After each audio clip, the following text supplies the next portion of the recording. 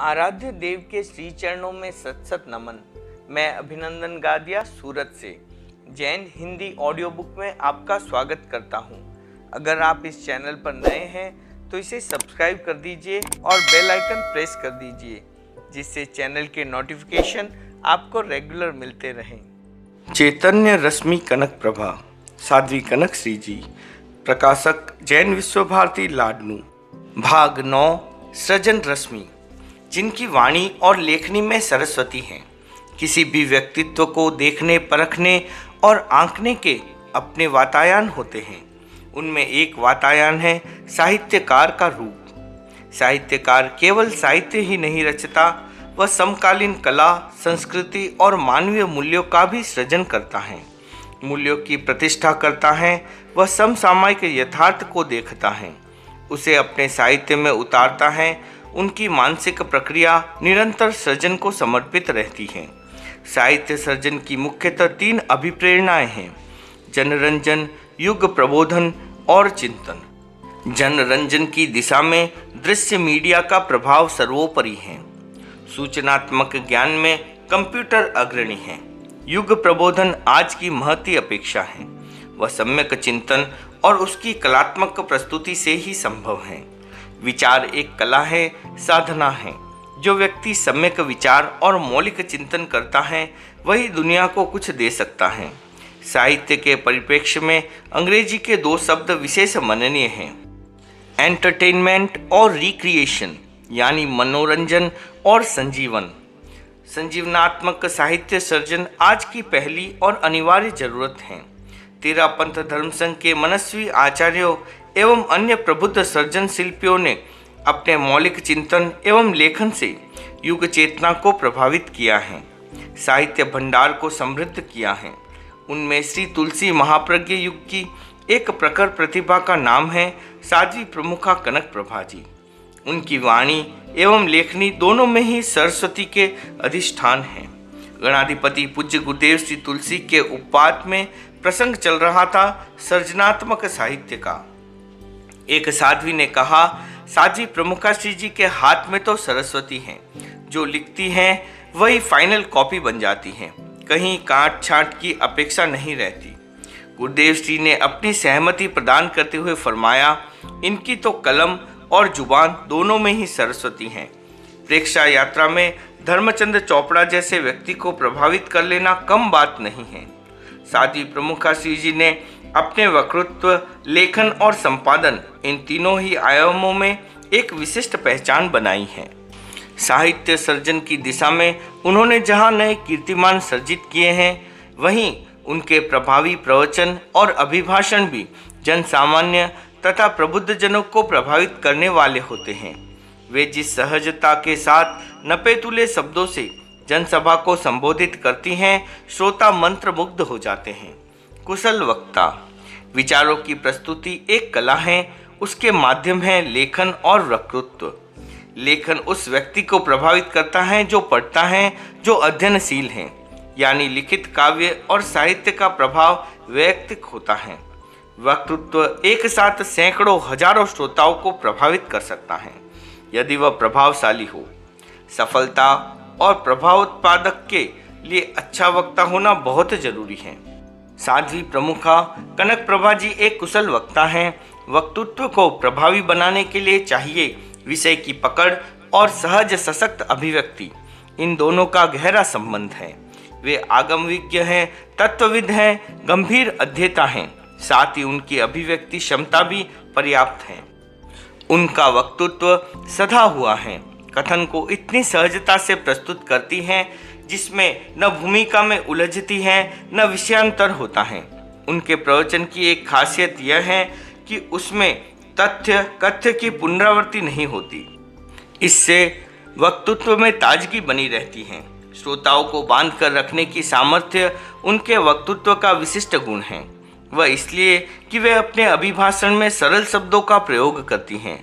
वाक्य छोटे होते हैं। प्रवचन को लंबा खींचने की अपेक्षा सारगर्भित और संक्षिप्त हो, इस पर ध्यान केंद्रित रहता है। वक्तृत्व को रोचक बनाने के लिए वे सटीक उदाहरण देती हैं। अनेकश अनुभव होता है कि जो व्यक्ति एक बार उनका प्रवचन सुन लेता है वह सदा के लिए उनके प्रभाव क्षेत्र में आ जाता है। सेना का एक जवान उनके दर्शन करने आया। उसने कहा, मैंने 1 जुलाई को पाली में आयोजित अनुव्रत अधिवेशन में आपका भाषण सुना था। उससे मैं बहुत प्रभावित हुआ। मैंने समझ लिया कि आप बहुत ज्ञानी हैं। तभी से मन में तीव्र भावना थी कि आपसे मिलूं और आपकी ज्ञान गंगा में डुबकी लगाकर कृतार्थ बन जाऊं। पूर्व राष्ट्रपति श्री भैरव सिंह शेखावत उस समय राजस्थान के मुख्यमंत्री थे। 17 नवंबर 2001 को गुरुदेव श्री तुलसी के सानिध्य में आयोजित विशेष समारोह में उपस्थित थे। उन्होंने साध्वी प्रमुखा श्री जी का अभिभाषण सुना। अपनी प्रतिक्रिया व्यक्त करते हुए उन्होंने कहा कि मैंने साध्वी प्रमुखा जी को बहुत बार सुना है, इनके लेख भी पढ़े हैं। वे जब भी बोलती हैं वक्तृत्व में नयापन होता है, बहुत अच्छा लगता है। वे ऐसी शक्ति संप्रेषित करें कि हम भी कुछ नया बोल सके। फरवरी 2006 धुरी मर्यादा महोत्सव पर महामहिम आचार्य श्री महाप्रज्ञ ने फरमाया कि वक्तृत्व सीखना हो तो कनक प्रभा जी से सीखे। क्रांति के स्फुलिंग अपने वक्तृत्व में श्रोताओं के मानस में क्रांति के बीजों का विस्फोट करने की अद्भुत सामर्थ्य है। 26 जुलाई 1987 नई दिल्ली अखिल भारतीय अनुव्रत समिति का वार्षिक अधिवेशन। उस अवसर पर प्रस्तुत उनके विचार मननीय हैं। अनुव्रत जीवन का एक झरना है, उसे सूखने न दे। अनुव्रत अनुशासता को यह चिंता है कि चरित्र के प्रति व्यक्ति की आस्था क्षीण हो रही है। हमारा जीवन कितना ही सफ़ेद पोश क्यों न हो, चरित्र के बिना उसका क्या मूल्य है। गड़ी चाय कितनी ही बढ़िया क्यों न हो, यदि समय न बताए तो उसका क्या मूल्य है। हमारी सभ्यता और संस्कृति को बाहरी आक्रमणों से बचाना हमारा पहला दायित्व है। चुनौती और ललकार। पूज्यवरों की पवित्र सन्निधि में आयोजित विशेष संघीय या सार्वजनिक समारोह, वे चाहे महासभा के अधिवेशन हो या विकास परिषद की उपनिषद, अनुव्रत समिति का अधिवेशन हो अथवा महिला मंडल, युवक परिषद आदि का वार्षिक उत्सव, जब साध्वी प्रमुखा श्री जी अपनी बेबाक शैली में समाज और संस्थाओं की समीक्षा करती हैं और जिन बिंदुओं पर प्रतिनिधियों का ध्यान आकर्षित करती हैं, उसे सुनकर श्रोता गंभीर हो जाते हैं। संबंध श्रोताओं के भीतर छुपे एहसासों की कोमल परतों को उघाड़ती हुई चुनौतियों से भरपूर उनकी आवाज़ क्रांति का सिंहनाद बन जाती है। उनकी ललकार में जहाँ शौर्य जगाने वाली हुंकार होती हैं, वहीं अंतस में बहती करुणा की धार में वत्सल हृदया माँ अथवा संरक्षिका के दर्शन भी होते हैं। वे जब महिलाओं की सभा को संबोधित करती हैं तो उनकी वाणी अधिक प्रखर, वेधक, नुकीली और धारदार बन जाती है। महिलाओं तथा कन्याओं के शोषण, उत्पीड़न और उपेक्षा की दर्द भरी कहानी जब वे सुनती हैं तो भावुक और संवेदनशील बन जाती हैं। अवसर के अनुरूप अपने विचारों की सटीक प्रस्तुति उनकी खासियत है। ऐतिहासिक और सांस्कृतिक तथ्यों का विश्लेषण भी वे सूत्रात्मक शैली में करती हैं, इसलिए उनकी बात श्रोताओं के अंतस का स्पर्श करती है। 28 सितंबर 1982 राणावास अनुव्रत समिति का वार्षिक अधिवेशन। साध्वी प्रमुखा श्री जी ने अपने प्रभावी वक्तव्य में कहा, 20वीं सदी का बहुत चर्चित शब्द है अनुव्रत। इतिहास के हाथ जब आध्यात्मिकता और नैतिकता की कथा लिखेंगे तब उससे अनुव्रत का नाम नहीं छूटेगा। अनुव्रती भाई बहनों को उन्होंने संबोध की भाषा में कहा, आस्थाशील बनो। काम के प्रति आस्था हो तो विपरीत परिस्थिति में भी काम रुकता नहीं है। कार्यकर्ता अपना मार्ग निर्धारित करे, चलते समय कठिनाई आए तो उन्हें लांघ कर आगे बढ़े। बाधाएं किसी भी काम में आ सकती हैं। प्रारंभिक बाधा दूर होने पर रास्ता सुगम हो जाता है। कठिनाइयां तो कसौटी है, उससे घबराए नहीं। साध्वी प्रमुखा श्री जी का चिंतन, मन और संभाषण इतने सधे हुए होते हैं कि उनका एक एक वाक्य प्रेरणा दीप बन जाता है। जैसे अर्थ साधन हो सकता है, साध्य नहीं। धन बहुत कुछ हो सकता है, सब कुछ नहीं। नई पीढ़ी का निर्माण दृढ़ संकल्प से ही संभव है। स्वयं का आचरण वैसा बनाएं जैसा औरों से अपेक्षा रखते हैं। मीठी चुटकियों के माध्यम से कड़वे सत्य को संप्रेषित कर देना भी उनकी वक्तृत्व कुशलता का एक अंग है। 3 नवंबर 1986 1986 गुरुदेव श्री तुलसी का जन्मोत्सव। अभिवंदना के स्वर में उन्होंने कहा, लोग दिवाली मना चुके हैं, पर मुझे लगता है दिवाली आज है। अपनी गोद में अध्यात्म के अरुणिम सूर्य को पाकर आज का प्रभात उत्सवमय बन गया है। समूचा संघ अंतःकरण की कोमल भावनाओं के द्वारा पूज्य प्रवर की अभिवंदना कर रहा है। अपनी बात को मोड़ देते हुए उन्होंने विशेष लहजे में कहा, हमें बहुत दूर की चीज दिखाई देती हैं, पर निकट की चीज दूर हो जाती है। विद्यार्थी ने कहा, चांद हमसे दूर नहीं है, चीन दूर है, क्योंकि चांद हमें दिखाई देता है, चीन दिखाई नहीं देता। बड़े बड़े व्यक्तियों ने जो आचार्य श्री के निकट नहीं रहते, आचार्य प्रवर के चिंतन, श्रम और कार्यों का मूल्यांकन किया है, प्रशंसा की है। क्या निरंतर आसपास रहने वाले लोग गुरुदेव को पहचान पाए हैं? अनुशासन की प्रतिमान। अनुशासन के व्याख्याता को स्वयं शासित होना चाहिए, इसका प्रत्यक्ष उदाहरण है साध्वी प्रमुखा कनक प्रभा जी। सन 1981 1981 राष्ट्रीय राजधानी दिल्ली, रामलीला मैदान, जय निर्वाण शताब्दी का भव्य आयोजन, वक्ताओं की लंबी सूची, समय सीमित।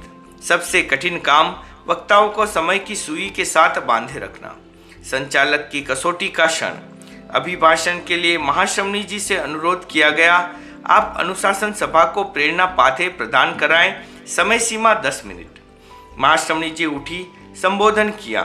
परम आराध्य आचार्य प्रवर, श्रद्धेय युवाचार्य श्री, संघ के श्रावकों श्राविकाओं, समय अधिक हो गया है, मैं अपना समय अनुशासन को समर्पित करती हूँ। और उन्होंने अपना आसन ग्रहण कर लिया। सब हतप्रत, आश्चर्यचकित। अनुशासन वर्ष में निज पर शासन, फिर अनुशासन का संभवतः इससे बढ़कर उदाहरण नहीं मिलेगा। तुम्हारा बोलना शुभ होता है। वह वक्ता विशिष्ट होता है जिसका जनसभा में बोलना जनता को अनिवार्य लगता है। वह विशिष्ट तम होता है जिसका बोलना शुभता का प्रतीक होता है।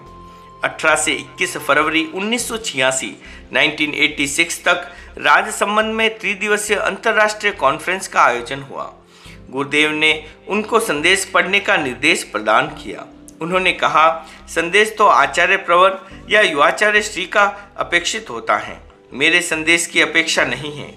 गुरुदेव ने विनोद के स्वर में कहा, तुम्हारे लिए नहीं है, हमारे लिए जरूरी है। तुम्हारा बोलना हमारे लिए शुभ होता है, इसलिए तुम्हें बुलाते हैं। प्रवचन का दायित्व। जैन साहित्य में 8 प्रकार के प्रवचन प्रभावक व्यक्तियों का उल्लेख है, जो अपनी विशिष्ट क्षमताओं के द्वारा जैन शासन की विशेष प्रभावना करते हैं। उनमें एक है प्रवचनकार। साध्वी प्रमुखा श्री जी का प्रवचन कौशल विलक्षण है। वह जहाँ जनता के लिए आकर्षक होता है, शासन प्रभावक होता है, वहीं गुरुदेव श्री के लिए भी चित्त आह्लादक होता है। आचार्य पद विसर्जन के पश्चात गुरुदेव का पावन प्रवास जैन विश्व भारती में हुआ। विहार से पूर्व आयोजित मंगल भावना समारोह में उन्होंने प्रसंगवर्ष फरमाया, आचार्य पद विसर्जन के पश्चात मैंने निर्णय लिया था कि अब नियमित प्रवचन नहीं करना है। आचार्य महाप्रज्ञ पृथक विहार कर रहे हैं, यहाँ प्रवचन का दायित्व मैंने महाश्रमणी को सौंपा है। हमारे धर्म संघ में यह पहला अवसर है कि आचार्य की उपस्थिति में साध्वी प्रमुखा पटासीन होकर प्रवचन करें। इन्होंने भी संकोचवश कहा कि प्रवचन यहाँ नहीं, तेरापंथ भवन ऋषभ द्वार में हो सकता है, पर मैंने कहा कि प्रवचन यहीं करना है। मेरे आदेश को सिरोधार्य कर उन्होंने प्रवचन किया। लोग इतने प्रभावित हुए कि मेरा प्रवचन न करना भी उन्हें खला नहीं। इनके प्रवचन का समा बंध गया। लोगों की प्रतिक्रिया रही, ऐसा प्रवचन आज तक नहीं सुना। मुझे प्रसन्नता है, उन्होंने दायित्व का निर्वहन बहुत अच्छे ढंग से किया। आगे यात्रा में भी प्रवचन का क्रम इन्हीं का रहेगा। विशिष्ट साहित्यिक प्रतिभा। साध्वी प्रमुखा श्री कनक प्रभा जी की साहित्यिक प्रतिभा बेजोड़ है। साहित्य क्षितिज पर वे एक प्रौढ़ लेखिका के रूप में प्रतिष्ठित हैं। तेरापंथ धर्म संघ के इतिहास में वे एक ऐसी पहली साध्वी हैं जिन्होंने प्रचुर मात्रा में साहित्य सृजन किया है। उनकी सृजन साधना बहुआयामी है। उन्होंने गद्य में भी लिखा है, पद्य में भी लिखा है। पद्य में कविताएं भी लिखी हैं और गीत भी। व्यक्ति इंजीनियरिंग की पढ़ाई कर इंजीनियर बन सकता है, कानून की पढ़ाई कर वकील बन सकता है, इसी प्रकार अभ्यास और मेहनत के द्वारा और भी बहुत कुछ बन सकता है, पर काव्य प्रतिभा और रचनाधर्मिता नैसर्गिक होती हैं, स्वतः स्फुरित होती हैं। कहते हैं आत्मा के सौंदर्य का शब्द रूप है काव्य, आत्मा के सौंदर्य का शब्द रूप है काव्य। मानव बनना भाग्य है, कवि बनना सौभाग्य। उन सौभाग्यशाली व्यक्तियों में वे एक हैं। कविता उनकी सहज रुचि का विषय है। दीक्षा से पूर्व जब वे पारमार्थिक शिक्षण संस्था की मुमुक्षु छात्रा थी, तभी कविताएं लिखा करती थी। अपना कविता संकलन पूज्य गुरुदेव श्री को समर्पित भी किया था। इसमें उनकी काव्य प्रतिभा विशिष्ट संभावना को उजागर कर रही थी। उनकी काव्य कृति सरगम एवं सांसों का एक तारा काफी जनप्रिय कृतियां हैं। संघीय विशिष्ट उत्सवों आयोजनों पर सद्य रचित उनकी नई कविताएं विशेष आकर्षण का विषय रहती हैं। अंतर्मन के भावों की कलात्मक प्रस्तुति का नाम है कविता। कविता साहित्यिक भावनाओं की अभिव्यक्ति का सशक्त माध्यम है। महान लेखक पर्सी वाइसी शेले 1820-1820 जो राजनीतिज्ञ और समाज सुधारक के रूप में रूसो के बौद्धिक उत्तराधिकारी माने जाते हैं, अपनी पुस्तक इन डिफेंस ऑफ पोइट्री में लिखते हैं, कविता महज शब्दों से रंगा गया सच ही नहीं है, यह सिर्फ भाषाई कौतुक भी नहीं है, अपितु कविता का लक्ष्य किसी भी दूसरी तरह की रचना से गंभीर होता है। इसमें दर्शन होता है, नियम होते हैं और ज्ञान होता है। सामाजिक तरक्की तभी होती है जब इनका रास्ता नैतिक संवेदनाओं से निकले। वे आगे लिखते हैं, कविताएं दिमाग को जागरूक करती हैं, उसे विस्तार देती हैं। कविता दुनिया की छुपी हुई सुंदरता को सामने लाती हैं।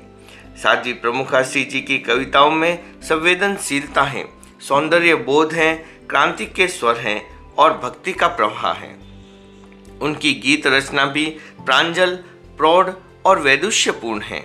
उनके गीत में भक्ति समंदर की उच्छल तरंगे हैं, तो युगीन समस्याओं के प्रतिकार में क्रांति का सिंहनाद और समाधान के सरल उपाय भी गूंथे गए हैं। संस्कार निर्माण और नारी सशक्तिकरण के लक्ष्य से लिखे गए उनके गीत बड़े मार्मिक और अंतस्पर्शी हैं। भाषा, भाव, शैली, रचना और धुन, इन पांचों का अद्भुत समन्वय उनके गीतों में स्पष्ट परिलक्षित होता है। गुरुदेव श्री तुलसी की भक्ति में स्फुरित एवं विरचित शताधिक गीतों में उनका सृजन शिल्पन प्रखरता से उभरा है। अपने आराध्य के प्रति समर्पित इन गीतों में उनकी भक्ति तरंगिणी जिस वेग और संवेदना की उताल तरंगों के साथ बही है, उसका वह रूप अत्यंत मनोहर है। तुलसी प्रबोध उनके द्वारा रचित राजस्थानी भाषा की उत्कृष्ट कोटि की गेय रचना है। अल्पाक्षर रमणीय गागर में सागर के समावेश का अनूठा उदाहरण है। सीमित शब्दों और पंक्तियों में असीम का अवतरण है। बाहों में विशद आकाश को भर लेने की अद्भुत सामर्थ्य इस रचना में स्पष्ट परिलक्षित होती है। गुरुदेव श्री तुलसी द्वारा रचित तेरा पंथ प्रबोध की तर्ज पर लिखा गया ये लघु गेय काव्य यदि रचयिता का नाम अप्रकट हो तो संभवतः पाठक निर्णय न कर पाए कि रचनाकार एक है या दो। गुरुदेव श्री तुलसी के विराट व्यक्तित्व और कर्तृत्व को मात्र 151 पद्यों में गूंथ देना किसी सिद्धहस्त कलाकार के ही वश की बात हो सकती है। प्रौढ़ रचना, रमणीय शैली, ठेठ राजस्थानी शब्दों का सटीक चयन, ऐसा लगता है कि गुरुदेव की ही कृति है। प्रमुख शिक्षाकर्मी, विचारक एवं निबंधकार राम नरेश सोनी ने उनका साहित्य पढ़कर प्रतिक्रिया प्रस्तुत की। मुझे साध्वी प्रमुखा कनक प्रभा जी की रचनाओं ने सर्वाधिक प्रभावित किया है। उनमें चिंतन की दीप्ति और अभिव्यक्ति की रोचकता का मणिकांचन योग है। आज वे साध्वी प्रमुखा पद को गौरव प्रदान कर रही हैं। वे स्वाध्याय और प्रस्तुति की शैली में कुछ नया करने को उद्यत हैं। एक सशक्त लेखिका, लेखन अभिव्यक्ति का सशक्त माध्यम है। कहते हैं पेंटिंग में व्यक्ति कई बार भ्रमित हो जाता है, पर लिखा हुआ स्पष्ट होता है, सबकी समझ में आ जाता है। विख्यात संगीतज्ञों का मानना है कि संगीत तो पानी की रेखा है, किंतु साहित्य पत्थर की लकीर है। लिखा हुआ विचार अमिट हो जाता है। साध्वी प्रमुखासी जी एक सफल लेखिका हैं। कलम उनकी ताकत है, कलम उनकी पहचान है। उनकी काव्य प्रतिभा नैसर्गिक है, फिर भी उसका प्रवाह अधिकांश गद्य साहित्य की ओर प्रवाहित हुआ है। उसमें भी उनकी लेखनी विभिन्न दिशाओं में बही है और किसी भी विषय विवेचना को विस्तार देने में सक्षम है। उनकी लेखनी जितनी सधी हुई है उससे कई अधिक सधा हुआ है उनका मन। यही कारण है कि वे एकांत में हो या जनता के मध्य, नीरवता हो या कोलाहल, उनका लेखन कभी बाधित नहीं होता। बड़े कार्यक्रमों में हजारों लोगों के बीच बैठकर भी वे लिखती रहती हैं। हजारों आंखें उन पर केंद्रित होती हैं, फिर भी उनका मन अपने लेखन कर्म में निरत रहता है। बिहार के मूर्धन्य विद्वान एवं कवि बालकराय ने आपके द्वारा लिखित यात्रा ग्रंथ पांव पांव चलने वाला सूरज को पढ़कर कहा था, इस ग्रंथ का नाम ही अपने आप में विशाल ग्रंथ है। विशाल परिषद में भी साध्वी प्रमुखा जी को अपने सर्जन में दत्तचित्त देखकर उन्होंने कहा, 50,000 आंखें भी आपकी लेखनी में अवरोध उत्पन्न नहीं कर सकती हैं। लेखन के लिए उनको न मूड बनाने की अपेक्षा रहती है और न ही मुहूर्त देखने की। जो भी प्रसंग और विषय सामने आता है उनकी मनीषा संपादित हो जाती हैं। उनकी कलम सेविका की तरह तत्परता से सृजन कार्य में जुट जाती हैं। लिखते समय भाव तरंगों के साथ जितनी तीव्रता से उनका मस्तिष्क गतिशील होता है उसी अनुपात में लेखनी भी त्वरित हो जाती है। स्वयं गुरुदेव ने फरमाया, हमारी साध्वियों में अनेक लेखिकाएं हैं किंतु इनके जितना द्रुत गति से लिखने वाली बहुत कम हैं। महाप्रज्ञ श्री ने फरमाया, कोई नहीं है। पुनः गुरुदेव ने कहा, ये जितना तेज लिखती हैं उतना ही सहज सरल लिखती हैं। लिपि सौष्ठव इतना कि प्रथम पांडुलिपि ही अंतिम कॉपी होती हैं। कहीं काट छाट या परिष्कार की अपेक्षा नहीं। भाव, भाषा, शैली तीनों का विलक्षण समन्वय, कहीं पर कोई विसंगति नहीं। प्रांजल भाषा, प्रौढ़ प्रकृष्ट शैली, छोटे छोटे कसे हुए वाक्य, तथ्य और कथ्य की स्पष्ट अभिव्यक्ति देने वाला शब्द शिल्पन। उनकी साहित्यिक प्रतिभा गद्य, पद्य, काव्य, दर्शन, उपन्यास, इतिहास, जीवन वृत्त आदि सभी दिशाओं में निर्बाध प्रवाहित होने में सक्षम है। उन्होंने अपनी लेखनी से सभी विषयों का स्पर्श भी किया है। 1 जनवरी 1995 में उनकी एक पुस्तक प्रकाशित हुई। उसका नाम है करत करत अभ्यास के। यह आपके द्वारा लिखित निबंधों का संकलन है। उनमें अधिक निबंध बहुत पहले के लिखे हुए हैं। साध्वी प्रमुखा बनने से पूर्व उसका अवलोकन कर गुरुदेव ने फरमाया, यह कृति साध्वी प्रमुखा कनक प्रभा की नहीं, साध्वी कनक प्रभा का ग्रंथ है। आज से बहुत पहले ही इनकी सृजन यात्रा शुरू हो गई थी। इनकी लेखन शैली और संपादन शैली दोनों ही बेजोड़ हैं। नए वर्ष के उपलक्ष्य में मैं इसे प्रसन्नतापूर्वक स्वीकार कर रहा हूँ। 1 जनवरी 1995 दिल्ली। साहित्य सर्जन के लिए उनको न विषय के चुनाव की अपेक्षा रहती है न दिशा निर्धारण की। उनकी साहित्य स्रोतस्विनी उसी दिशा में पूरे वेग से बहने लगती हैं जिधर गुरुदेव का संकेत या निर्देश मिलता या अपेक्षा होती है। महासती और महाशक्ति हैं। प्रसंग है मुनिश्री हेमराज जी स्वामी की दीक्षा 20 शताब्दी वर्ष का। उस समय आपने एक महत्वपूर्ण ग्रंथ लिखा, विकास पुरुष ऋषि हेम। वह क्यों, कब और कैसे लिखा गया, इसका भी प्रेरक इतिहास है। वह उजागर हुआ पुस्तक के विमोचन अवसर पर। स्वयं गुरुदेव के श्रीमुख से ही इसकी कहानी पढ़े। अभी जो पुस्तक भेंट की गई, विकास पुरुष ऋषि हेम, यह नई नकोर पुस्तक है। हेम दीक्षा 20 शताब्दी के संदर्भ में चिंतन चल रहा था। सुझाव आया, हेमराज जी स्वामी का जीवन सामने आना चाहिए। प्रश्न उपस्थित हुआ, कौन लिखेगा, मैं लिखूं या महाप्रज्ञ जी लिखे? पर व्यस्तता और कार्यधिक्य को देखते हुए ये संभव कम लगा। तभी मैंने कहा, हमारी अंतरंग परिषद की सदस्या महाश्रमणी जी ये कार्य करेगी।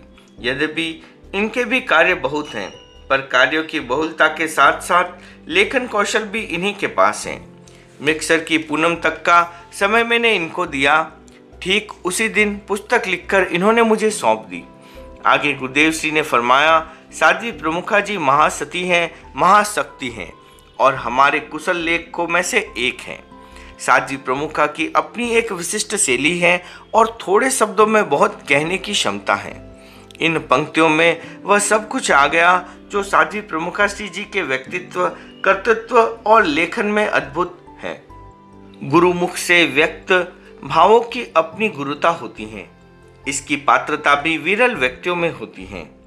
गुरुवर के अनंत ऊर्जा प्रवाही आशीर्वाद का ही परिणाम है कि उनकी साहित्यिक प्रतिभा ने देश के मूर्धन्य लेखकों, विचारकों और साहित्यकारों को प्रभावित किया है। भाषा शैली हमें आपसे सीखनी होगी। सुप्रसिद्ध साहित्यकार श्री जैनेन्द्र कुमार राणावास चातुर्मास 1982 में गुरुदेव श्री के दर्शनार्थ आए। साध्वी प्रमुखा श्री जी के साथ भी मीटिंग हुई।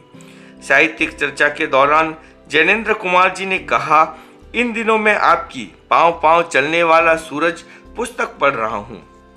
साध्वी प्रमुखा श्री जी ने उनके चिंतन का सम्मान करते हुए कहा, आप आलोचनात्मक दृष्टि से कुछ सुझाव दें। इस पर श्री जैनेन्द्र ने सहज आत्म भाव से कहा, लेखन के बारे में मैं आपको क्या सुझाव दे सकता हूँ। साध्वी प्रमुखा श्री जी ने पुनः कहा, मैं सोचती हूँ भाषा, शैली, प्रतिपाद आदि की दृष्टि से आपके सुझाव मूल्यवान हो सकते हैं। इस कथन पर मधुर हास्य बिखेरते हुए जैनेन्द्र कुमार जी बोले, साध्वी जी, पुस्तक पढ़कर ऐसा लगता है भाषा शैली तो हमें आपसे सीखनी होगी। मस्तिष्क से नहीं, अनुभूतियों से उतरा है। प्रसिद्ध साहित्यकार यशपाल जैन ने कहा, कनक प्रभा जी द्वारा संपादित आचार्य श्री तुलसी के साहित्य को पढ़ने से महसूस होता है कि यह साहित्य साध्वी प्रमुखा कनक प्रभा के मस्तिष्क से नहीं, अनुभूतियों से उतरा है। ओम अरहम।